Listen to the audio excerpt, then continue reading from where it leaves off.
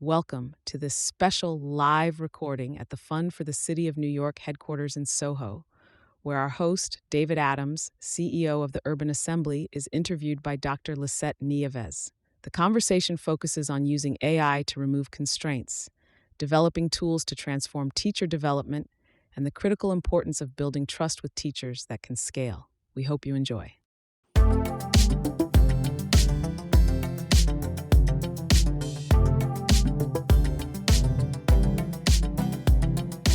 Welcome to Innovations in Education. I'm your host, David Adams, CEO of the Urban Assembly.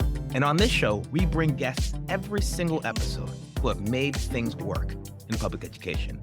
This show is about the innovators. This show is about the folks who are solving problems. This show is about making things work in education.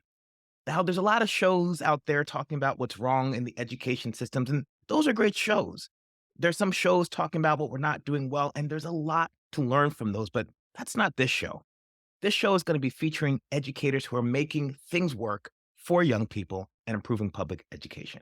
Hi, everyone. I'm Lisette Nieves, president of the Fund for the City of New York. It's great to be here tonight, and I'm excited because I get to sit with David and have a conversation. So often, the conversations around AI become these kind of default conversations of, is it good or is it evil?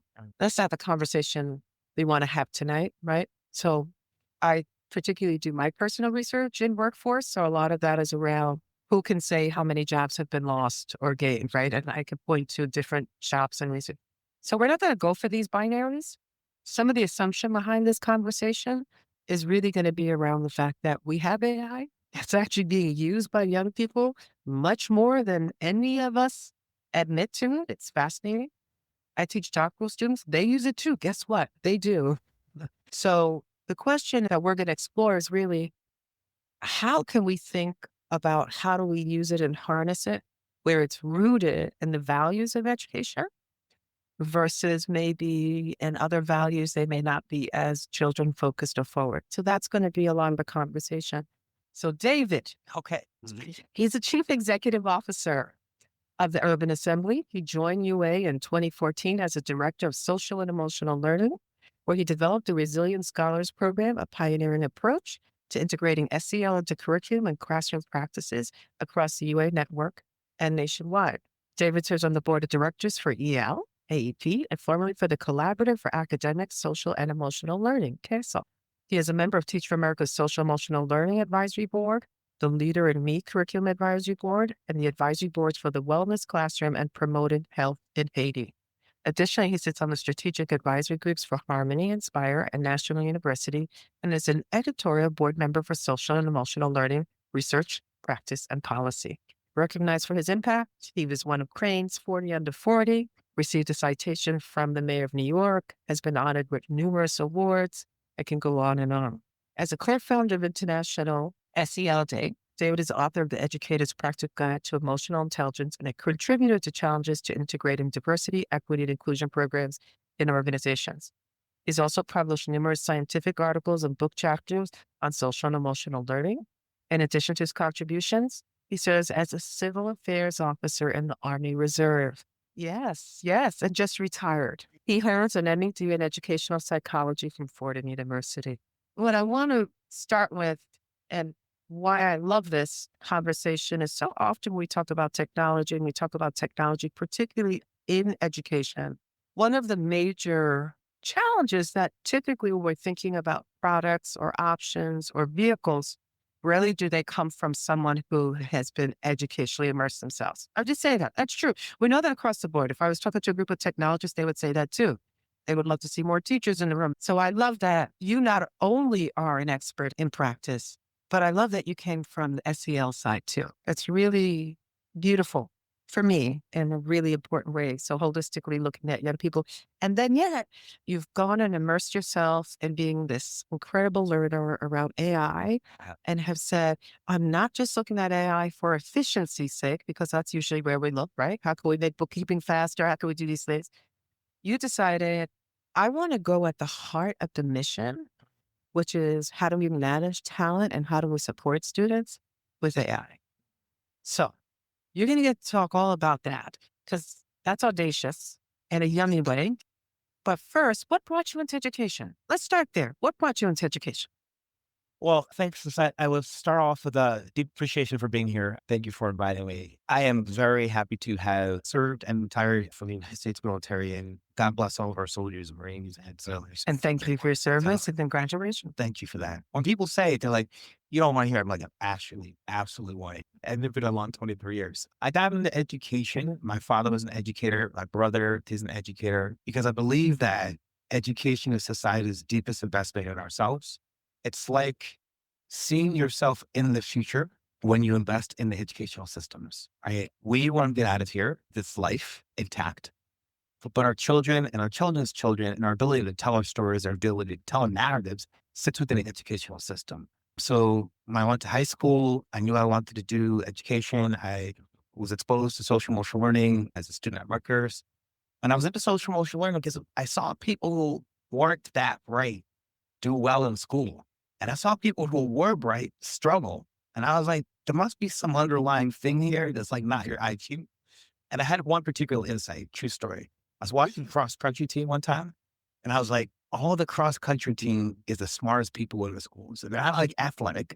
They weren't like jumping, but they had something. And most of that was diligence, the ability to set and manage goals, and ability to kind of like suffer against those goals by running like 15 miles. That was like my deepest insight when I was in high school that led me to think about the underlying mechanisms of academic success is that the cross country team and the football team was different. Your sprinters are not your cross country runners, right? They don't have that same approach to the discipline. So that's how I got into education. That's how I got into social emotional learning.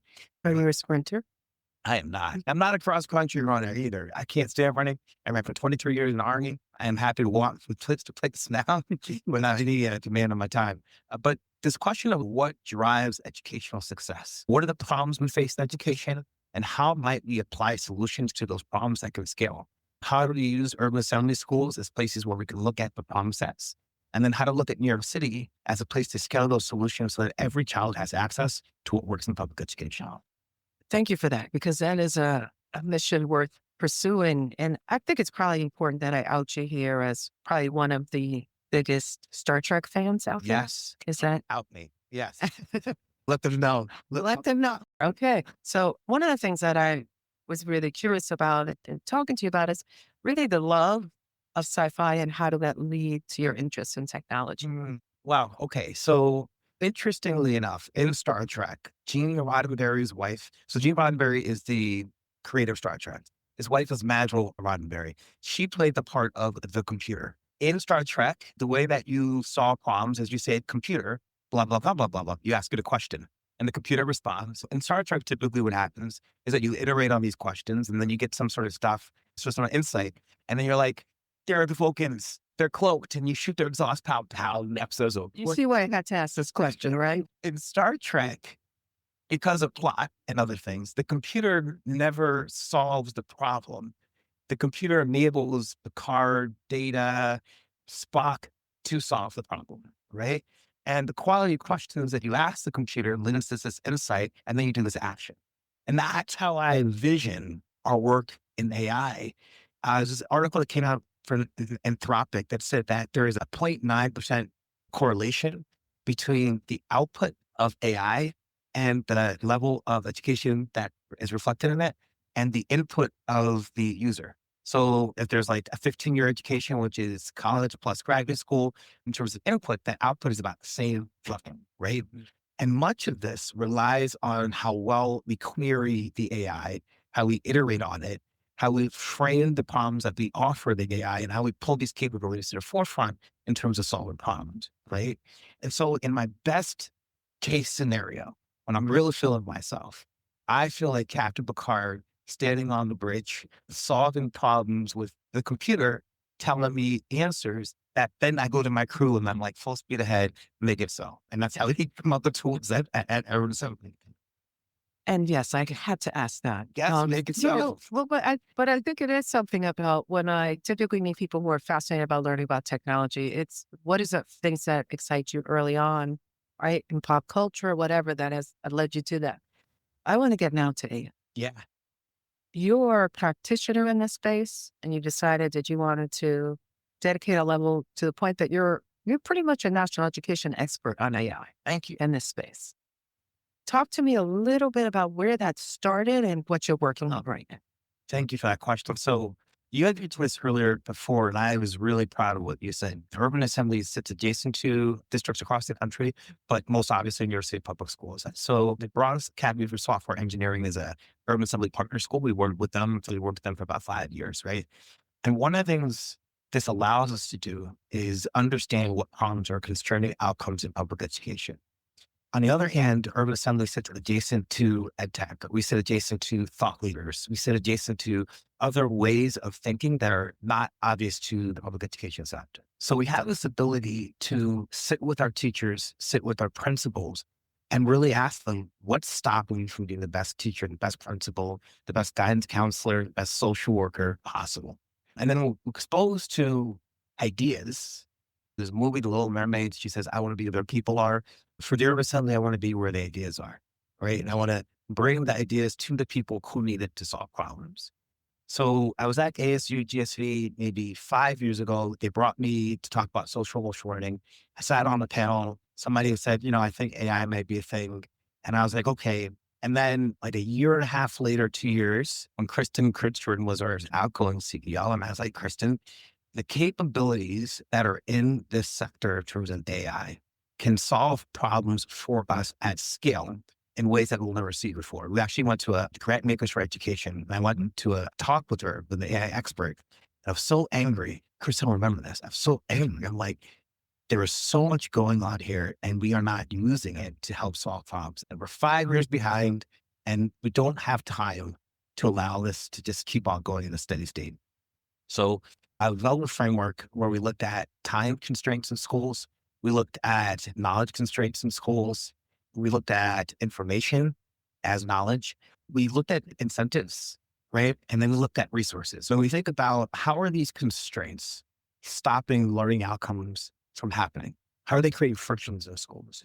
And then we think about in our program design, how might we use tools like AI to alleviate these constraints and increase the throughput from what schools are doing towards their energy and what's stopping them from being successful. So our Project Cafe, which is the classroom automated feedback environment, was designed to reduce resource constraint with regards to instructional coaching. It costs too much money to provide instructional coaching to teachers. It's not a will problem. It's not a moral problem.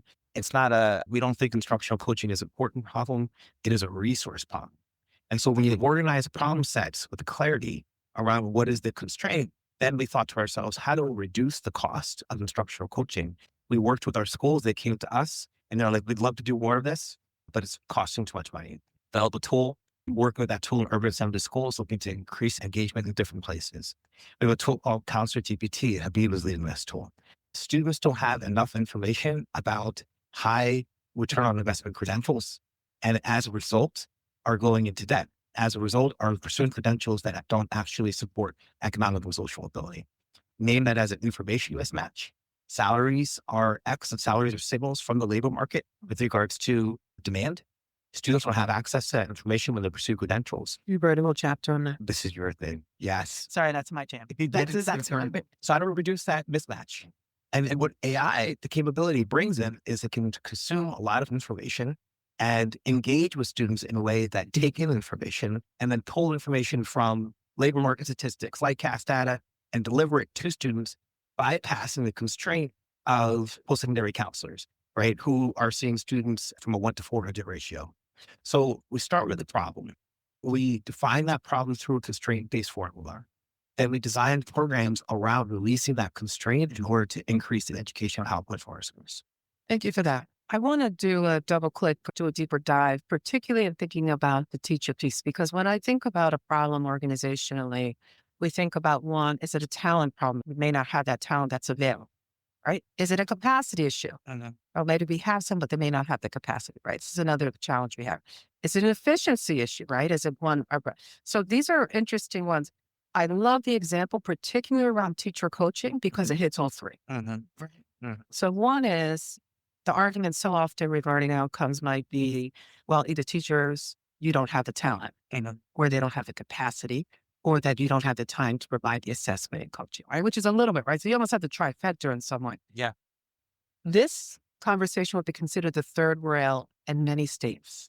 Yeah, we're going right for the hot seat Yeah, right yeah. now, I right? got a phone call. So I think it's the third rail here in New York City. But Yeah, we'll yeah. talk about But I want to talk about why is it not the third rail in your environment? Because there's a piece around process that I think is important yeah. and who owns it and how it's being leveraged as a communication and trusted tool Yeah. versus one that is about exploiting or removing talent. Because I think that piece, David, that gets so lost in her narrative. Can you walk us through that? Yeah, absolutely. So I think one of the key advantages of being the urban assembly and working with schools across New York City that are DOE schools that we believe in. We believe that innovation comes through working through district processes that are sustainable, right? And so the question is how to create the conditions or the incentive structures to adopt a tool that can scale. That means understanding what the constraints of the contract look like, working within those constraints, designing around those constraints, and supporting the things that teachers need to do or need to feel to be successful. So the question is, why were we successful in the urban assembly? The answer is trust. The problem came from urban assembly schools. The solution was piloted in urban assembly schools. We forefronted teacher privacy as a key part of the design philosophy. Your Project Cafe video is private to you unless the teacher permissions anybody else to see it, typically instructional coach, right? I believe in teacher judgment. Another example of this is we often get feedback that says, can you use Project Cafe to tell teachers whether or not they're doing a good or bad job? The answer is yes, we absolutely could do that, but we're not. Because the job of AI is not to replace human judgment, is to support the teacher in asking the kinds of questions of their classroom practice that allow them to do the things that they need to do. So in Project Cafe, for example, we say things like, here are your questions. What was your intent? What were you trying to accomplish with your questions? How well did you think you did that? And what our teachers are saying to us is, this is one of the first tools that they feel like honor them as professionals, that they have the ability to see and make decisions about their interactions with their students without a third or fourth person saying, well, I would have done that. Why didn't you do that? Certainly not AI coming in and telling our teachers who know our kids and know what they're trying to accomplish, what they should be doing with that question in that time period. That's not our values. And to the extent that we need to work with partners and stakeholders to demonstrate and communicate what our values are, and I'm happy to do that.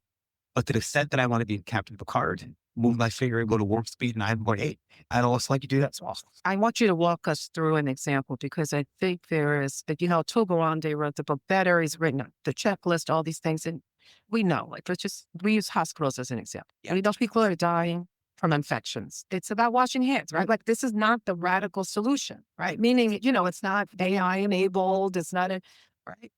And what it took to actually see hospitals in Michigan reduce death rates Yeah. was about trust, but it was about finding in the organization who were the positive deviants, Yeah. right? Otherwise known as those close to it that have a level of influence that everyone's watching when they take the risk Yeah. that others will follow. Yeah.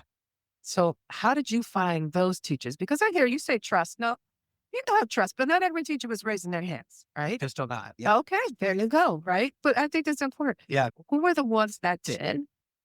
And then walk me through a scenario of how it's really useful. And I wish I should have had technology up here because it's really wonderful to see what it means. So give everybody here a sense of the texture of that experience. Oh, yeah.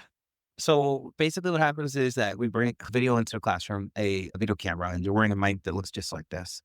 The teacher presses record, they record their classroom, and they upload the video. And what they get back are about 10-second clips of really high quality interactions. And by high quality, we mean this was an open-ended question. This was a redirection. The quality is based on what drives high quality learning in the classroom. So what drives quality? The quality of questions. What drives learning? How well you redirect. So the tool essentially is like the best of what's happening in your classroom automatically delivered to the teachers, as if you're a quarterback and all you see are your completed throws. Buffalo Bills, I'm sorry. Too soon. Too soon. I'm sorry. This is so controversial. So essentially what happens is when you redirect the student, it identifies it as a redirection and it feeds it back to the teacher or instructional coach who can then watch it and say, yeah, I like that redirection or not. The other thing it has is the instructional coach can look at a clip as about 10 seconds long, or the teacher, and then you can talk about it. So you can be like, hey, did you see that question? And your instructional coach will be like, yeah, what were you trying to accomplish there? He's like, I was trying to change the world. Like, well, what did you notice about how your teachers interacted? So the point of the clip is to drive conversation around teaching quality and interactions, not about like, well, you missed this, you didn't have enough glamour on your wall, maybe next time try that. It's about what we're trying to accomplish. How well did that interaction get there? And how do you increase that in your teacher? There's something else you asked me, but I don't. Who were the ones who stepped up first? What would be the traits? Were they the youngest and newest teachers? Were they the more seasoned teachers? I'm curious if there was a pattern of who said, I want to be the first to turn south. Yes. Okay. So we really care at the Urban Assembly. I really care about the future of innovation theory. I really care about how ideas move through social systems, your early adopters, your disruptors, your late majority, your early majority, your laggards. There are characteristics of each of these folks when you're thinking about program design, as you know, well said. So what we saw was teachers who wanted feedback were the groups who said yes. Now, this could be your social studies teacher who doesn't get feedback because nobody cares about social studies. It's not math. It's not English. So you're just like, you're on your own, right? Like I had that real problems to solve on the principle. Again, not a moral problem set. Nobody would say like, I like you more than I like you. It's just accountability structures sit around math and sit around ELA. Your new teachers who really want feedback, period, right? It's feedback from anybody. You could just walk it off the street and tell them about what they're doing in the classroom. Be like, thank you. So that's another category. And then you had your really high flying teachers who were not given feedback because they were doing well. And so the principal again has to organize their time. And they're like, when I was in schools in D75, there was two ratings you can get. You get a U or an S. And for 5 years, I got an S and that was it. No information. No, it was just like, keep on, carry on, David. You're doing great out there, right? So we do better than that used to be. But our teachers who are solving problems are doing good work. Our principals don't direct energy to them.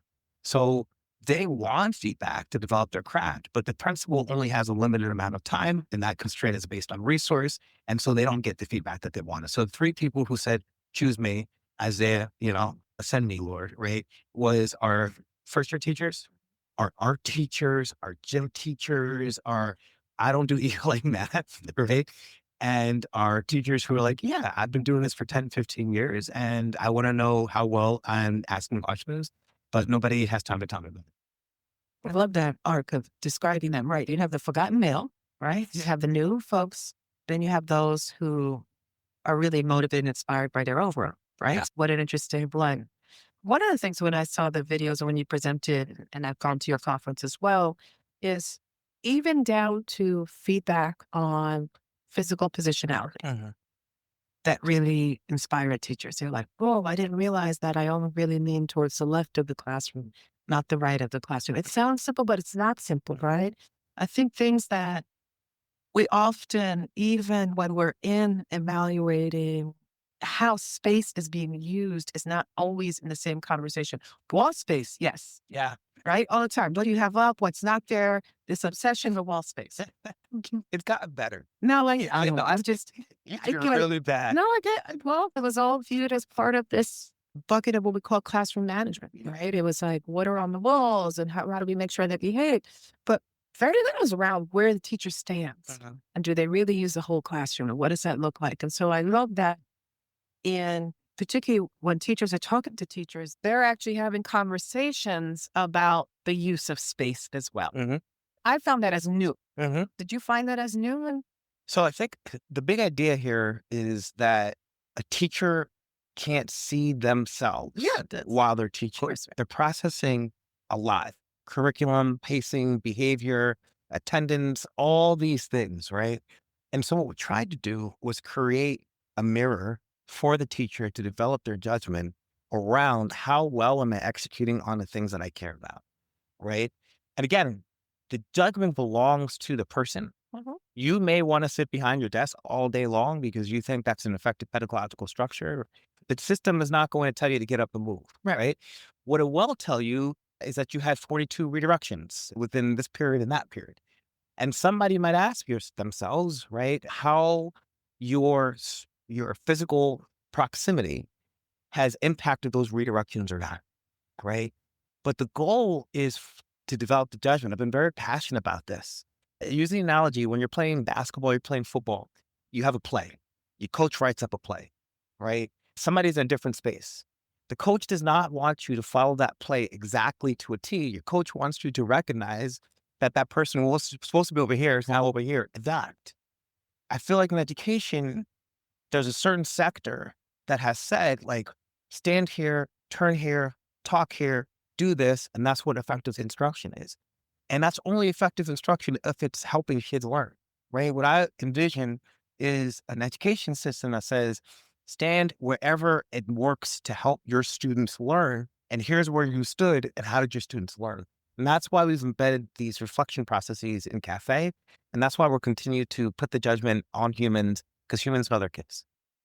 I know we get to hear you as a champion. Could you give me some quotes from the teachers about some of the pre and post of the experience of that? I can.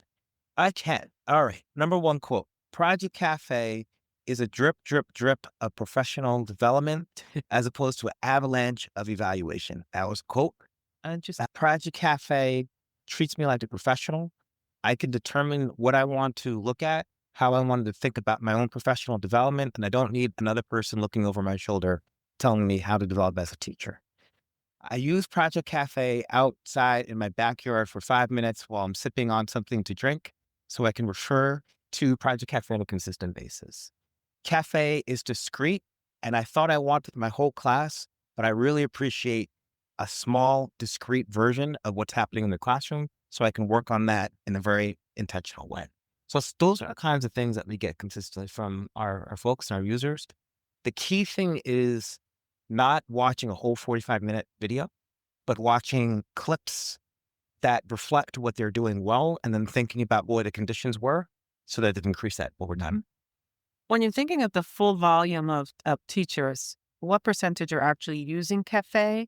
How are you seeing that growth? What has sparked growth or even declines, right? I mean, where'd Yeah. you hit a wall? Yeah. So right now we have 22 urban assembly schools. We have 11 schools that are actively using Cafe, and we range from about 15, 20% to like 2 teachers. And the constraint is opt-in. There's no teachers who are forced to use Cafe. Right. And we say, hey, if you want to use this tool, you can.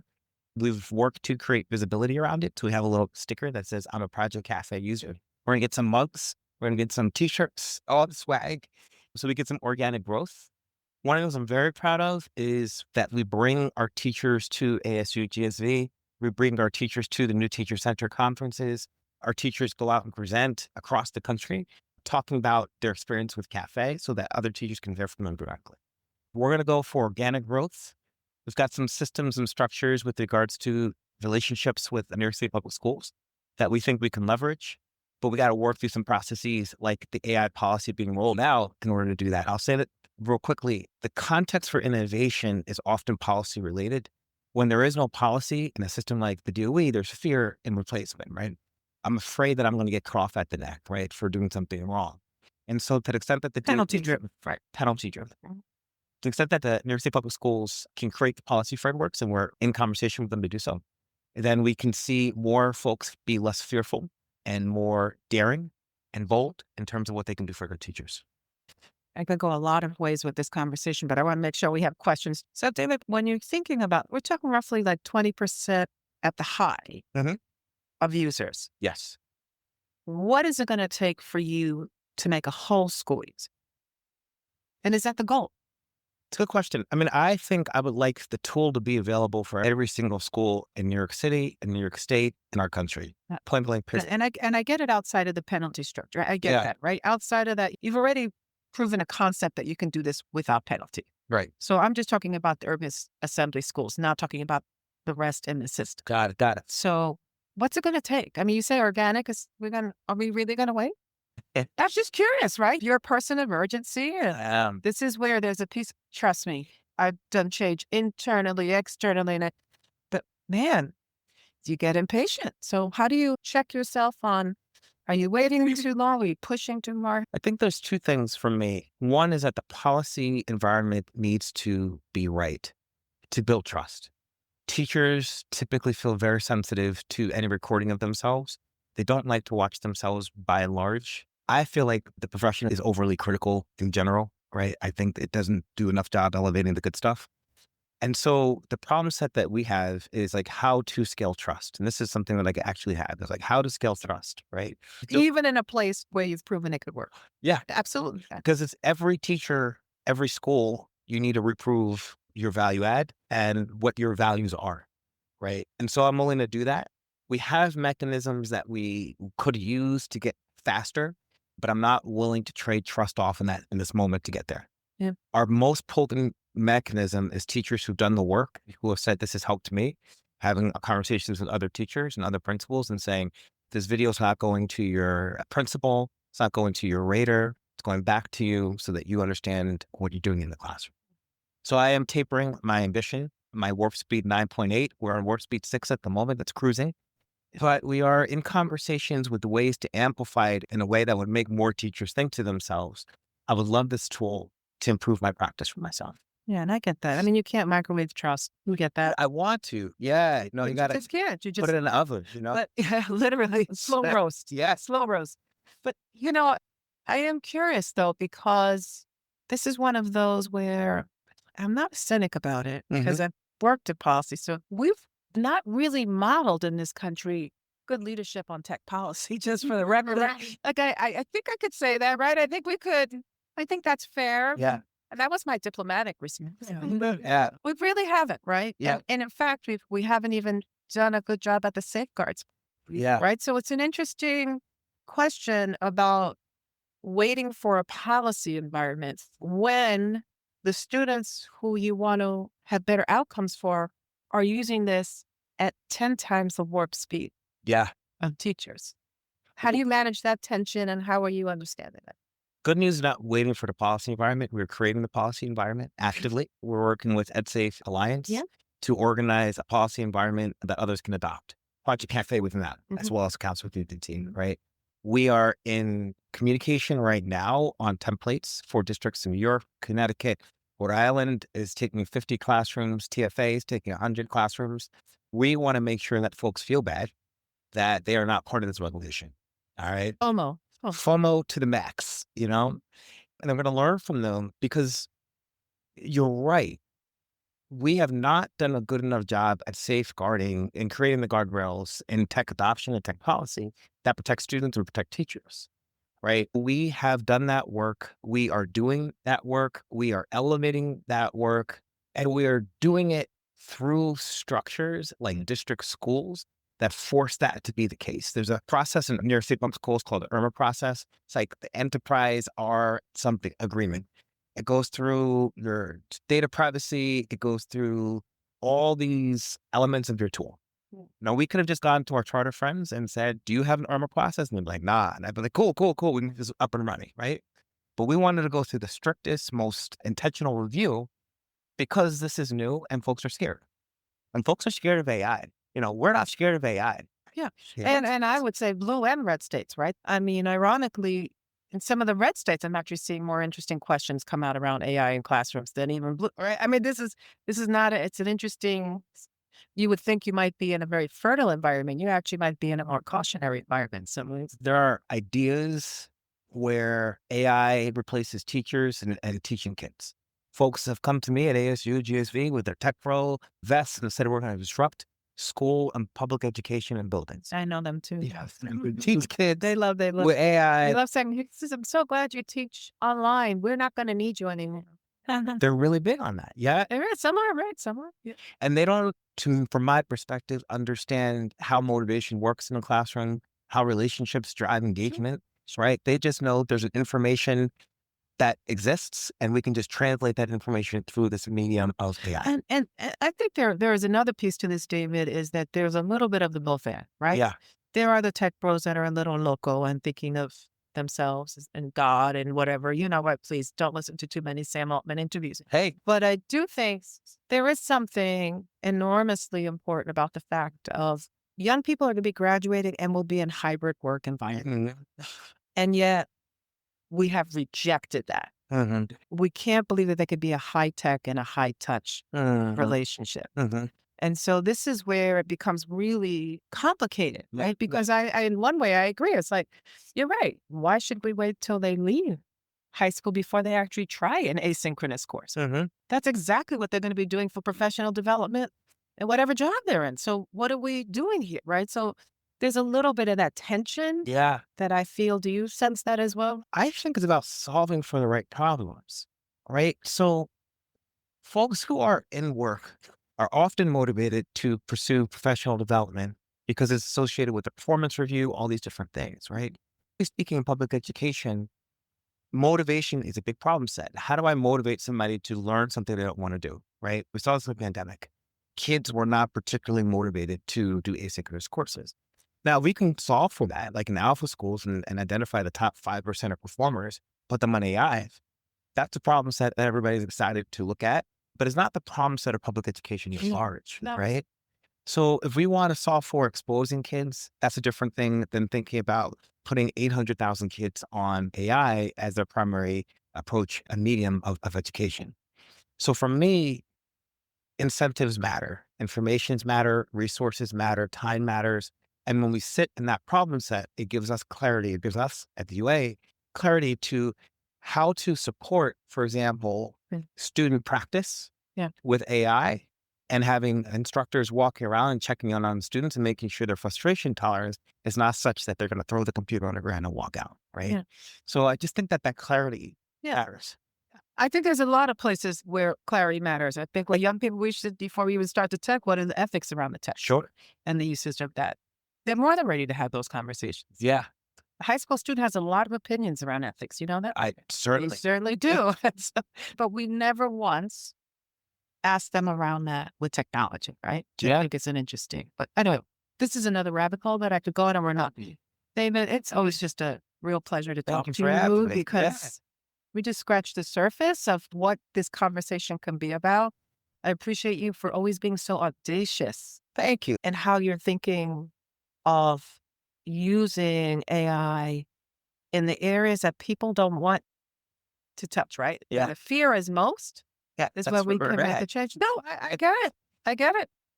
I get it. And so I think that's actually pretty important. And I love that you come from an SEL background and you know how important trust is in relationship building. I appreciate that. With that, why don't we just open it up for questions? Any questions? Yes, right here. Hello. Hi. Good to Hi. see you both. Good to see you. I feel so blessed to be here walking in this conversation. So many things that have been on my heart. And my name is Daniel, by the way. To me, from how you just ended that around trust is exactly what I want to ask you. Yeah. It's not often that being talked about in the way that you did. Yeah. If you can just kind of synopsize or summarize what the core breakdown in trusts are, Yeah. and what are the primary tenets for that scaling trust approach that you just alluded to? So the number one issue I would offer is that teacher feedback through frameworks like Danielson were developed to support teacher development and then turned into teacher evaluation. And if you look at the base research from the Gates Foundation that talked about teacher feedback and its relationship to student outcomes, it's very strong.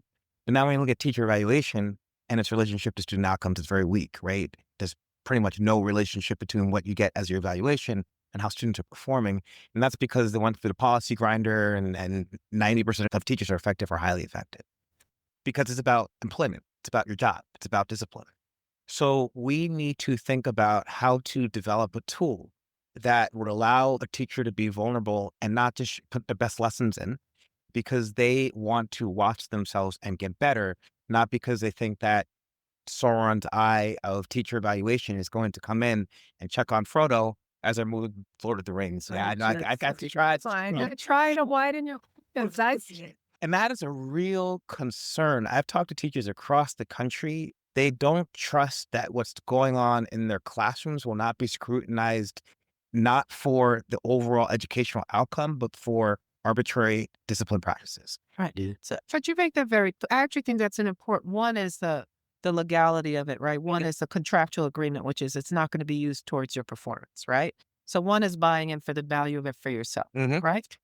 I think the other is just the nature of what schools are. Actually, it's not one school, it's 30 fiefdoms, right? Like I think sometimes we think it's not that way, right? Like I always look at the city university. Really? It's really a lot of fiefdoms, right? Yeah.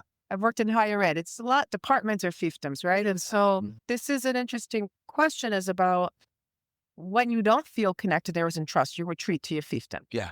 So even just getting a teacher to trust outside of their classroom is a big deal. And that's often what this is about.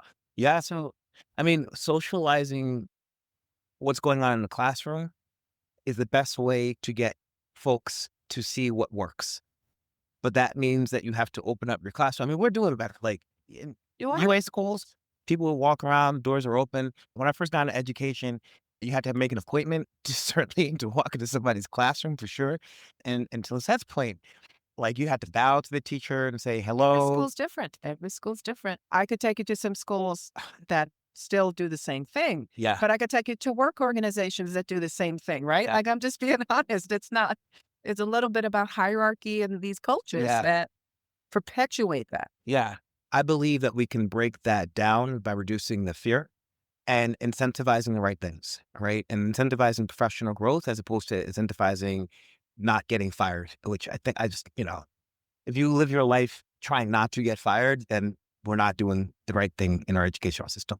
Yeah, absolutely. It's like this fear versus love. Like, how do you get people to think about what they're moving towards? Yes. Something want judgment be something that they have the ability to improve on for their own goals. When we say incentives, is there like some sorts of incentives in terms of pay or other things that you are? They're not at the moment. That wouldn't be a UA thing. But in the design of the tool, we think about how to develop the sense of efficacy.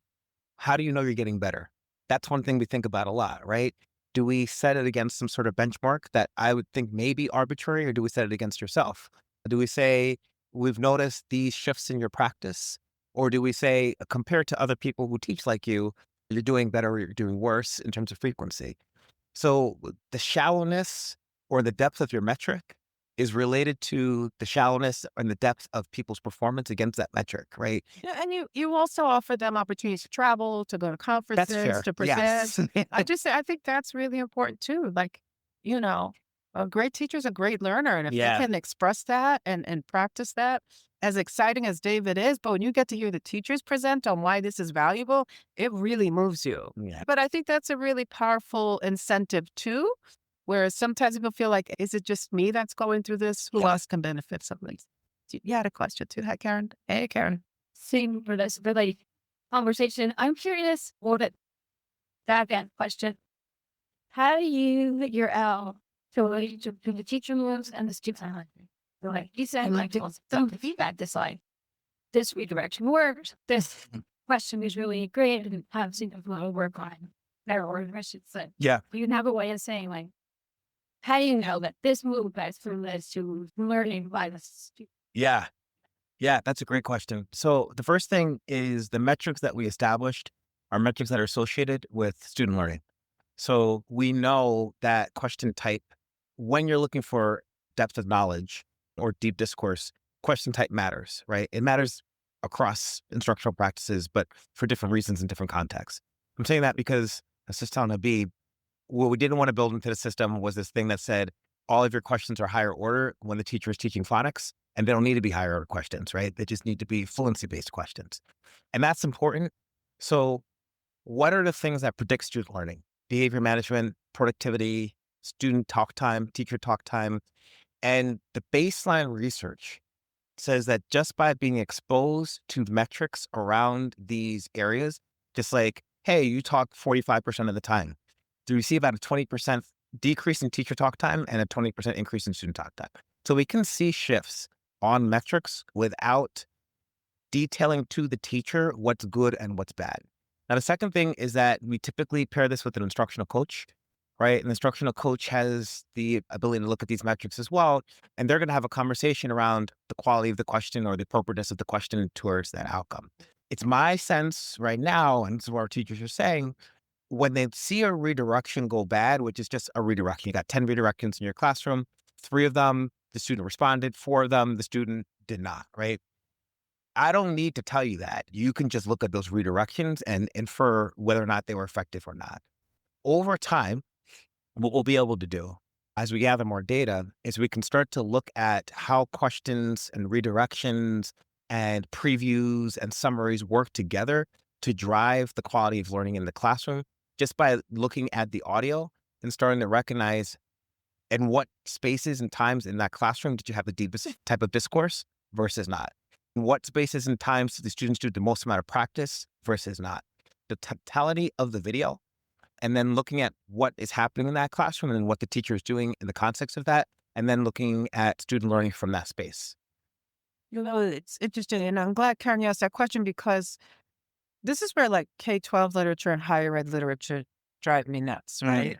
Because higher ed literature is all about student engagement. It's not about the outcome, it's student engagement.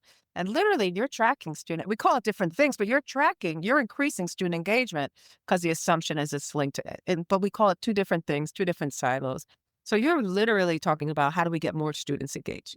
Higher engagement will lead to a higher outcome, right? That's an assumption that we can make, right? We know that. We've seen that for adult learners for sure. Yeah. No question, right? But with young learners, it's interesting. We don't talk about that in the literature in the same way. I'm waiting for you to write that. Another way to think about this, I was thinking what Lisette said, is like, for me, if I'm going to make a knockoff aspirin, I don't need to reproduce the basic research linking aspirin to like pain relief. I can look at the mechanism of action and say, aspirin uses acetaminophen. I also use acetaminophen. Can I put my Bayer into the space? Cafe is more like the Bayer, right? Like we're using research that's already established that says these things link to student outcomes. And we're just reproducing the ability to do that quickly and efficiently. We're not necessarily reestablishing the research that says higher order teacher questioning drives student engagement and drives thinking. But we can pull that video and start to look at whether or not that assumption is set. Let's have one more question right over there. Yes. Yeah, this is so great. And really, I hope this takes on. It's just that video is there for that teacher, or is it something you can or want to look at trends, teachers, or different schools, or everybody, or Yeah, such a good question. So we can see trends across schools, and we have looked at trends across schools from all of our videos as they exist now. A teacher starting in February can share a clip with another teacher or their instructional coach, which socialization of effective practice is a good driver of adoption. Right now, most folks who are not like super gung-ho are very afraid. And so we are solving for privacy and making folks feel comfortable so that when they want to share it, they will share, right? But ultimately, the vision of this is that there's a library, internal library of highly effective practice that teachers can refer to in order to improve their own practice. And one of the big problem sets in education is like you show a video and then the teacher's like, that's not my state. And you show it from New York and they're like, that's not my borough. And then you show them from their borough and they're like, that's not my class. Those aren't my kids. I don't even like you, right? This question of like how to take in concepts and the range or the distance between what you're showing and what teachers' experiences are important. And so first step is like reduce the range from like what you're seeing versus what you know. And then we start to think about like how might we help teachers share their practice with other professionals so that they can see what high quality interactions look like and get feedback on it within their own kind of space. So that's our vision for that. Okay, we got two more questions. And go for it. Go for it. You go and then you go. We'll close it out. Thank you again for this. The question that's been burning in my brain is I hear reference to the outcomes. The outcome is obviously student engagement and performance. Yeah. What I'm hearing is about the teacher. Yeah. Which it should be. But ultimately, the goal is to improve student performance outcomes. Sure. So why are you not measuring? Yeah. No, you're not missing something. I think our first step is going back to Gates. The number one predictor for student outcomes in a classroom is the quality of instruction, right? In terms of under our control. In fact, number one outcome predictor for outcomes is student demographics, but that's not within their control. So about 30% of students' variance in terms of their outcomes is based on the quality of teaching and learning in the classroom. Established fact, right? What's stopping the quality of teaching and learning in the classroom from being at its maximum level? That's teacher development, right? So how do we get teacher development to a place where the best version of a teacher is delivering instruction for their students? Down trace effects will be student outcomes and things like that, but that's already established in the literature, right? I don't feel the need to reestablish the fact that a high quality teacher will drive outcomes because that's been established. Now, will we do that because our funders will ask for it? Sure, absolutely, right? But right now, the problem that we're working on is that the key input to teacher development is teacher feedback. Teachers get 2 units of feedback per year on average, and that constraint is making it so that students don't have the best version of what a teacher could be in front of them. And that's what we're solving for at the moment. Down the line, we'll start to map that to teacher outcomes, student outcomes, so that we can make the connection between what's happening in terms of feedback and what's happening in terms of learning. So I would add a piece around this too, which is there's a little bit of outcome fatigue right now. So between the conversation of high stakes testing and other things, everything's an outcome, everything feels high stakes. And starting with even that language puts more barriers sometimes than I also think too, it takes a while for teachers to want to, and this is any of us, to really understand their role in the outcome of something else. There has to be a level of trust to see, well, if I have impact, then does that mean I claim the fault if it doesn't work, right? Think about the opposite of that, right? That's a heavy burden too. So the psychology of what it means. And I think that's what's so interesting about this is that in order to get there, there's a piece around understanding the human psyche of people are wrestling with how much they should be owning this. Because there are teachers out there who really believe I can't get any more out of my students because look at where we're at. Right? Yeah. Right? So you're overcoming a lot of narratives. So that's why I think that would be another one. Do you have a question too? Never. So my question is, I would think as a teacher resident that it would be easy to go to some of these residency programs where I videotape myself Yes. pretty much all day. Yeah. And then I have to sort through the video Yeah. and I have to get feedback to begin with my mentor, with my resident director. And I'm like, I don't understand how this is not there. So I'm not going through hours of tape every day to get 5 minutes of a clip Amen. when I'm in front of the classroom. So I'm just wondering how that's going for Teach for America, for NYU, for Columbia, like Brooklyn College, why that's not being implemented. And also, every teacher that I'm with that's a first-year teacher is damn near close to crying on the first review that they get, observation. It's usually done wrong. So then they get another one, because that's what I've seen so far. And then they're heading into the second one, which is everything is high stakes because now we have the test coming in 3 months and we're told about this. And I don't know how any teacher, when you have to go Danielson 4E for professional development, how no new teacher would it be like, you know what, I'll take this pick for this year because if it doesn't have an impact and it's my first year, how couldn't it help me? So I'm just wondering like how, I guess in my head, they're not saying, yes, I'm going to take this. And I get the DOE has all these things about security, but what about the other colleges you're potentially working with? I'm just curious. Yeah, and I'm going to let David answer that too. And I think it goes to your conditions is, what are the pre-existing conditions that are necessary? Like, what are they grappling with? And this is a perfect example of, you're in one of the top residency programs in the city. And look at how many disincentives there are, right? So this is an interesting, how do you do that with new teachers, right? That's why I was asking for that breakdown. We actually got quite a few new teachers that were really, but quite a few of them were also equally interested in this. So these are great questions. So we are working with TFA New York to support 100 classrooms with Project Cafe. To your exact point, right? Not only when they go to their grad schools, they have to videotape, then they have to spend time, they have to cut the thing, then they have to consider all that stuff can be automated. And so we're working to do that. You can actually use AI to cut that down. 100%. I mean, this is an example where we're like, the thought that we have teachers spending an hour going that they don't have. I know. So they teach their class and then they have another 45 minutes and then they go back and it's like 2 hours because they're going back multiple times. I am aware of that problem set, right? Relay Graduate School of Education is interested in working with us in the same problem set, right? This gives us a pipeline so that when we're working with pre-service teachers, they are more willing to adapt when they're in the department. On your first years, I agree. Now, there are nuances about working with the New York City Public Schools that are not about whether or not it's a good idea or whether or not it solves problems. So we're negotiating through those nuances, right? But we had a teacher from Urban Assembly Institute for Math and Science for Young Women who said, I would not be teaching if it wasn't for the feedback that I received through this tool and the support that I received from my mentor teacher when I was working through this. She said, I would have quit a long time ago. And so we're talking about efficacy. We're talking about retention.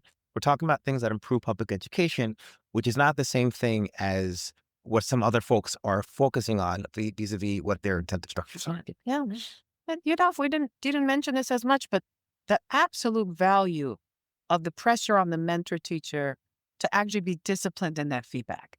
That's actually a relief too, because that's a lot, right? It's like, oh, what makes you, I'm the mentor teacher, so let me talk about A through Z. No, that's not helpful, right? That's if they talk about anything at all, because most of our mentor teachers don't actually have time released to talk to their first year teachers. Yeah. So one of the big constraints is that you have this teacher induction process that names a mentor teacher, they get a stipend, but they don't actually have time. They can go through their prep period, but the prep period's a prep period, right? So these are problem sets that if we were to adopt a tool that would support this work, would increase teacher advocacy, increase teacher retention. So we're going to get that done, right? That's what we're going to do. I want to thank David for being so generous and caring so deeply about innovation, but really caring about the humanity of teachers and how it's linked to student engagement and outcomes. Thank you. Thank you for being with us today. Thanks for listening to our latest episode of Innovations in Education, where we bring education leaders who have made things work in the education sector. If you like this episode, please subscribe so that you can hear more great content around innovations in education. I've been your host, David Adams. Have a great day.